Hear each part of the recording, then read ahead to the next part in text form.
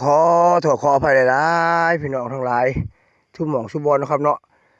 ลุงโลดจะขอเก็บภาพทางไกลแล้วก็ทางไกลธรรมชาติที่เขาสร้างตัวเองขึ้นมาได้นะครับเนาะผมก็ยอมรับทุกสรรพสิ่งได้นี่เห็นบ่สร้างตัวเองได้ทั้งที่ยามแล้งหน้าแล้งนะหน้าแล้งตายกันจนหมดเลยตายจนไม่เหลืออะไรเลยบางคนว่าเว้าดังลุงโลดเว้าดังปามสิกัดเบ็ดสิเว้าขาดสิได้บ่ยากกับผมบินมาคือนกเจ้าขาดสิได้ถึงเวลาจะได้นะเนื้อคู่มาเหมือนนกอะนกเจ้านั่นแหละคือเนื้อคู่นะฮักรักจริงหวังแต่งฮักจริงแบบฮักเทินยังคู่ฮักมักสั่งคู่รักมักชังนี่จะไม่ได้กันคู่รักมักชังจะไม่ค่อยได้กันนะพี่น้องเด้อแต่คู่รักมักแพงจะได้กันบัวจริงเดี๋ยวห้ามเลยติดตามต่อไปแล้วก็ผมก็ขอโทษขออภัยหลายๆทุกคลิปทุกอย่างเลย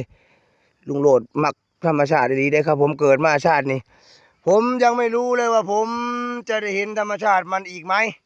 พบใหม่ผู้ใหม่ในคราบสังขารนี้ผมยังไม่รู้เลยยังโมโหเลยพี่น้องเขาว่าจะไปแบบไหนมาแบบไหน